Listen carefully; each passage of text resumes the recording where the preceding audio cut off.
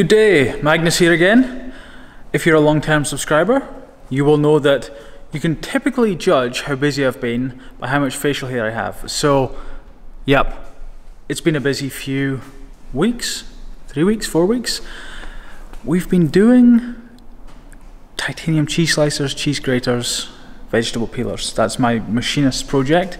It has been like a full month of just I don't even have the words to describe it. Like every so often it's just tough. It's just we go through it. Like basically this machine was meant to be here in December, which gave us 2 and a bit months, no, December, January, February, which gave us 2.5 months or so to get the sort of cheese graters and stuff, you know, tumbled and finished for my machinist's Kickstarter project.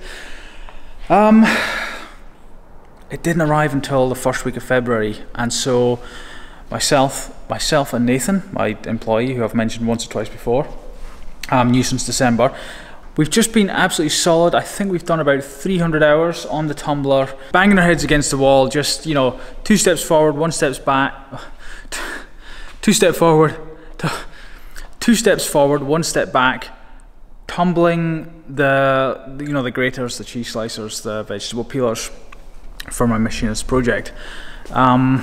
In fact, I did do a video a couple of weeks ago, kind of when we were in the middle of it, or 3 weeks ago or something. Just when we were in the middle of doing this, it was a Sunday, I was into the weekend, and I'll show you that clip here. You know what's funny? The last video I did, most of the comments were, "Yay, Magnus is back, do more videos, do more videos." I'm gonna be honest, that kind of motivates me to do more videos.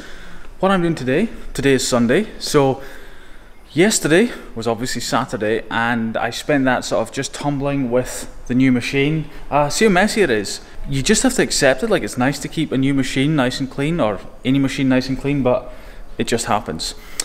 So Saturday, catching up on tumbling, making sure we're on top of it. That's what I was doing yesterday. Same again today. Basically doing cheese graters. I'll show you what we're at so far. Again, cheese graters aren't my project. It is my machinist project. It was a Kickstarter project. If I remember, I'll put a link below, either to the campaign or to his website.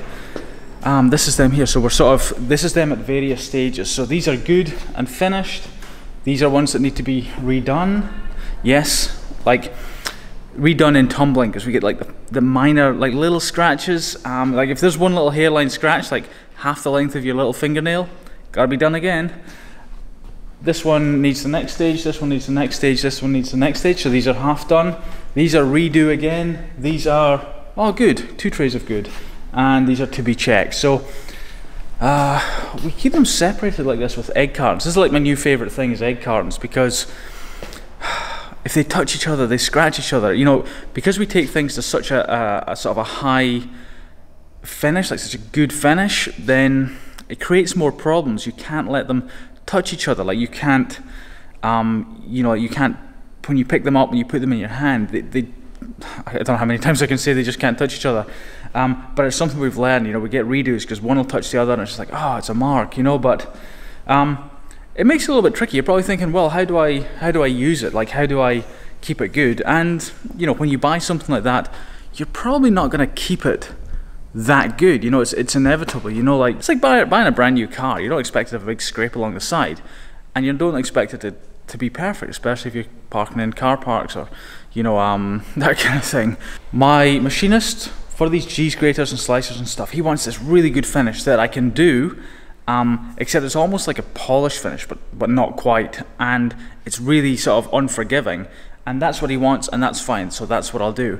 But on my own products, I pull it back a bit. I give it a matte finish, and that's really forgiving, extremely forgiving. So you know, you can, like, I've got a couple of pens and pencils, titanium pens and pencils that I made, that's in my bag, and you know, you pick them up and there's really nothing on them. There's really no scratches or anything. It's a really sort of like I said, hard wearing, forgiving finish. And so yeah, it's just an issue because, you know, that's what he wants, that's fine. I will, if that's what someone wants, I'll give that to them. But Personally, I like to make things for longevity, for lasting for not years, that's ridiculous, for decades, and dare I say centuries. You know, here's hoping that there's improvements in health and well-being and we all live for centuries. But that's another story for another day. Let's empty the tumbler.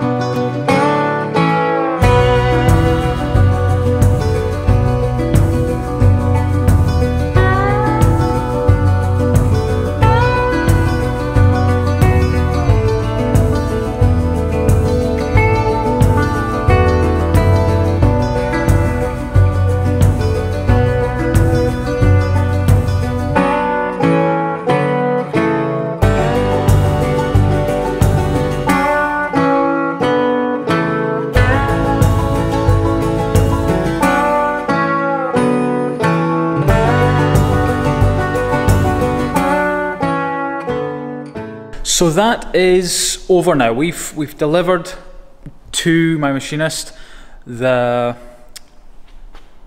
cheese slicers. I always got to think about it. The cheese slicers, the vegetable peelers, and the graters for his Kickstarter project.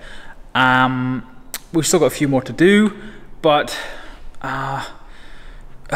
you know, there's so much to talk about. Like, I feel like, you know, some days you go to do a video and you're like, oh, what do I talk about? You know, that's the reality of it. You're kind of in your head, you're thinking about stuff. Today I feel like I've just got loads. Like, this is the first sort of day I've sort of breathed a kind of a first part of a day where I've just gone, oh, we're kind of a little bit caught up here. We're not just absolutely flat out, you know, Nathan and I just blitzing blitzing the graters. As you can see, the workshop, I mean, look at this. I don't know if you remember what it's usually like, but it is it's in an absolute state. It's just a state of mess. We don't have time to do anything. It's annoying. It's frustrating. You know, having a place that's so kind of messy and untidy. But it is what it is. We've got to do it. Like, or not do it. We've got to not tidy it up. Basically, like we were just absolutely blitzing these things. And yeah, so when you're in a project like that, you're just trying to get to the end of it, especially when you're delivering for someone else. And so we want to try and do a bit of a consolidation soon and just, you know, clean up the place. And, you know, there's loads of there's like 24 little things that are just kind of annoying. You know, like we've got this hose running here. I mean, look at that, it's running along buckets. I don't know if you can see that, round the back to there. We've had multiple problems with little sort of submersible bilge pumps, you know, trying to get we have water coming out of the machine here into this. This is an IBC we cut off. There's just so much stuff. Look at that. We've even got 2 fridge freezers in here. The other hassle is I had to move house in, you know, stop my rent in one place, which I think I'd mentioned in my last video. I had basically money troubles. Like I wasn't budgeting properly and I was paying way too much rent in a place I shouldn't have been renting, and so I have downsized, and all this stuff I had, you know, tables and chairs and fridge freezer and stuff like that, like I can't fit in the new place right now. Like some of it I can. I've just had to move it into here in the workshop. So there's 2 rooms through there, kind of the storeroom and the packing room, and they're just absolutely full of my stuff. Like you just got to sort of move sideways trying to squeeze past everything. A bit depressing, really. This video it's just going to be, I think, a talking video, really. Like, I really don't have well, I'll tell you what I do have. I have a tired arm from holding this up, so we'll stop that part of it. There we go, that is a lot better.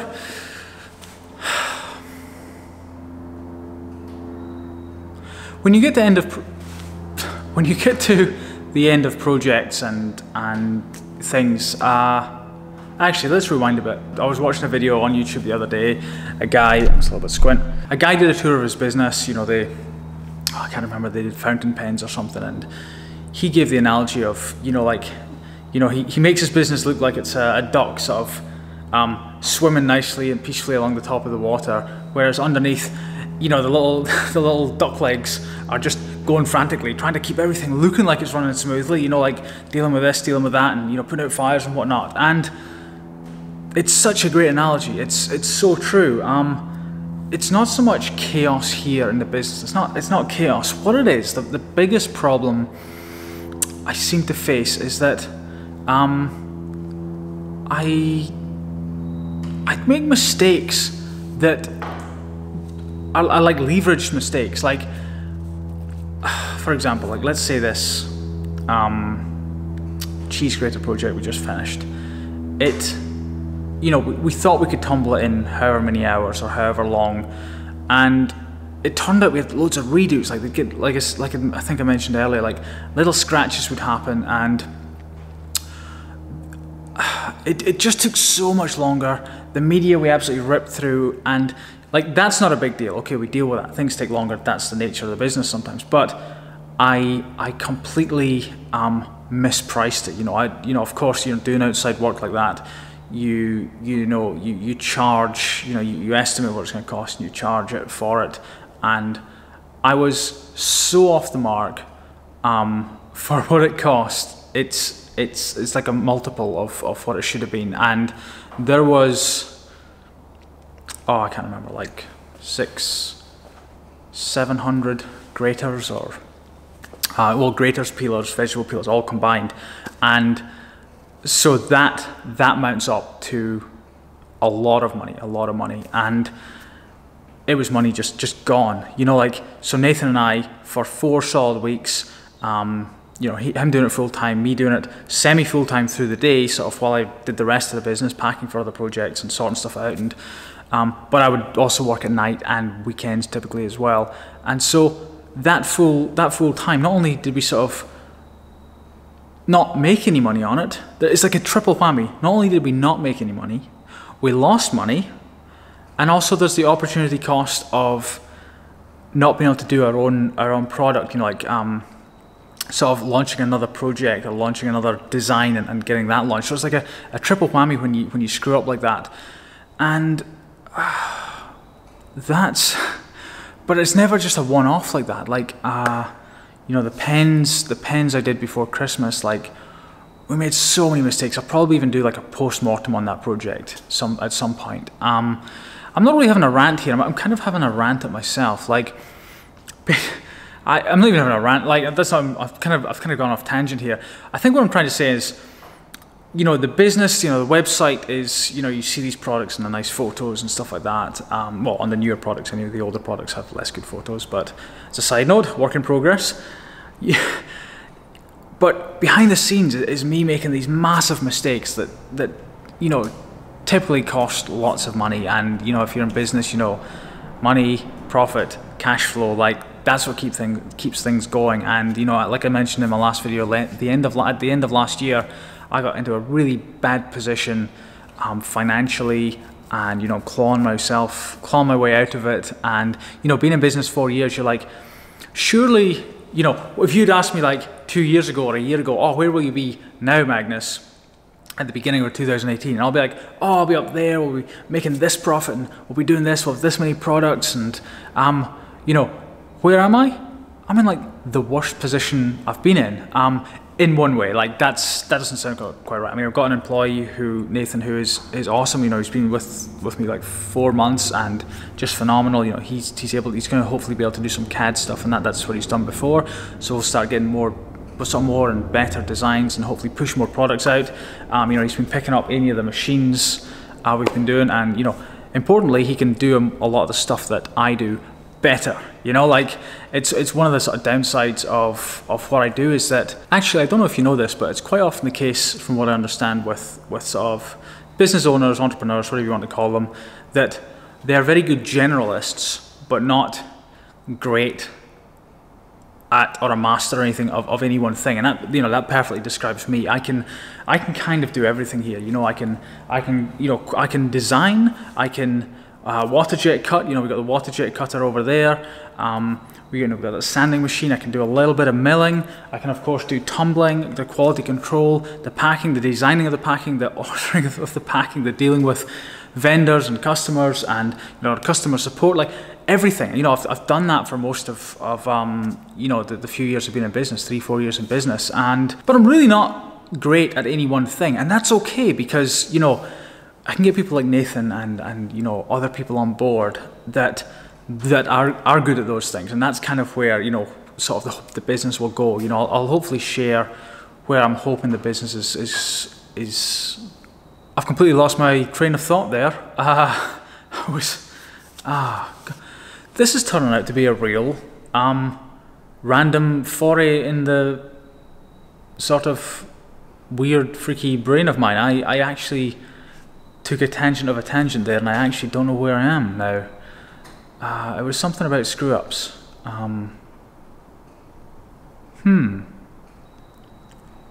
Let's try and retrace this. I was talking about business going forward this year. Oh yeah, that's what it is. So I was talking about, where would you be in 2018? I thought I would be like, oh, there. Like we'll be there in profit, there in products, and I'm not. Like basically right now, right at the end of dealing with like 5 projects or something that I was completely behind on, and it's just been a bit of a nightmare. And loads of things going wrong as well. Like we started using a different and slower shipping method for a lot of the projects I shipped recently, like a couple of thousand products in total, and it's just a nightmare. It's meant to be like, like 1 to 3 weeks tops for shipping. And I get emails a day that I'm struggling to sort of take the time to answer, like, where's my fidget spinner, where's my pen, like it was shipped 5-6 weeks ago, and I'm just like, it's not arrived. What can I do? I just have to ship it again, and and there's more costs, and of course, I accept the costs and everything. It's part of business. I'm not complaining about customers. I'm not complaining or ranting about it. I'm just saying, like, it's just another cost of business, and I've got to take that into account. And you know what? It's starting to sound like a bit of a rant the way I'm sort of talking there. I don't really like it. I'm not really a negative person, but it just sounds like most of what I said there was a real, just full of negativity. Didn't mean to come across that way. I'm not thinking that way. I think it's just a bit of a, like I said, this is the end of the project, and I'm sort of having to think about business. Where's it going to go? What are we doing? This week, hopefully, as well as getting, we got some pill pots from the really, really late Kickstarter project. They still need to go out. We've got lids still to sand. They're taking ages, and hopefully we're going to consolidate this place. Like, just by consolidate, I mean just tidy up, get it clean, get it ready. Try and get some more products out. I want to redo the wallet design. I got some sort of like folding tweezers I want to do. Kind of got the design, just need to sort of finalize it. I've got a spinner pre-order that I need to get shipped. I think that's going to be shipped for June or something. There's a whole lot of other projects and things I want to get going. One thing, actually I'll talk about this. Maybe we'll go outside. So one thing I plan to change, sort of a realization, is we've been doing way too much. I think we've been doing too much volume for the quality of where we're at. The pen project, for example. So that was the one, where we had like 1,200 click pens to do and 300 pencils, and it was around about that. For we shipped them earlier this year, a couple of months ago, or a month ago or something, and for the quality and the sort of the finish we do, the inspection, and for the small profit, and I really do mean small profit on those, it's just insane. Like, the business is just was losing money on those, like just every pen losing money, just because only now am I really understanding how much profit you really need to make, to be able to pay wages, keep the lights on, pay the rent, and it's just the nature of the beast, it seems, and I didn't really fully appreciate that. So one thing I'm learning, and I think it's I've been thinking about it a lot, and that is we need to maintain the high quality of what we do. Of course, the finishing we do, and the tolerances and precision and design and yada yada yada. But we need to make more profit on them, and at the same time do less numbers, like less numbers for more profit.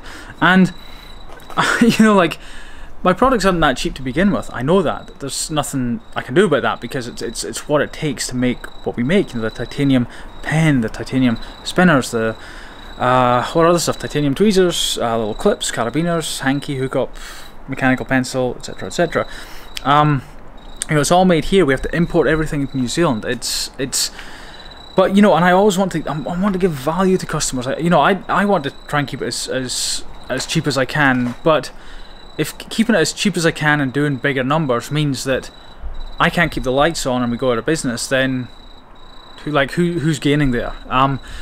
What needs to be done is that we do less volume. I think, like, let's say we're going to design a new titanium wallet, and typically, you know, I can, you know, on Kickstarter, if I can get the wallet priced down enough, and you know, we just make a little thin margin on it, you know, and it's cheap on, you know, relatively cheap on Kickstarter for that initial launch. You know, we might do 600 to 800 wallets.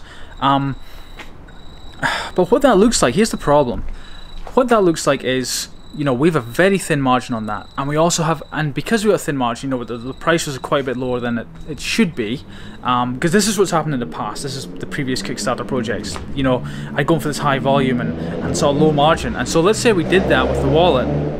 Not only have we got that thin margin, which just isn't good, that a little bit of profit, we've also got to do this high volume, this 600 to 800 wallets that have to still keep up to the same standard. It's not like we lower the quality or anything. It's done the exact same way. Like, we make the best we can, with kind of no compromises. Like, there really is hardly ever a compromise. It's quite amazing we can sort of keep that. And so not only sort of thin margin, we've got a ton to do, and it just takes a whole month or 2 months to get through them rather than a week or two, and that also stops us doing another product that could be bringing in something. Whereas if we go, hey, look, the margin really can't be that, it's got to be that, dollar figures there, the pinch of a finger and thumb, and we go, right, okay, but we're only going to make 200 wallets, like, that's all we're going to sell, because the margin, you know, we have to increase the price. That's okay, you know, like, the quality is still there, you know, the margin is there, that we can stay in business, we can keep the lights on. It only takes us, like I said, maybe a week and a half, 2 weeks to get through those, tumbling and finishing and packaging and shipping, and we can get the next product underway. And you know, as we get bigger, as we scale, as you know, as we can get sort of economies of scale, sort of better efficiency and that kind of thing dialed in and installed in the business, we can get it cheaper down the line, but at least we're keeping the lights on. And not even keeping the lights on, just growing. Like, we're not, because in the last year or so, I really have just been going, it's been a ratchet, up a little bit, down a lot, up a little bit, down a lot, and it's just been like that, and I'm only really seeing it now. And yeah, I think that's probably it for today. What I will do is leave you with a quote. It is by Winston Churchill, and he said, "If you're going through hell, keep going."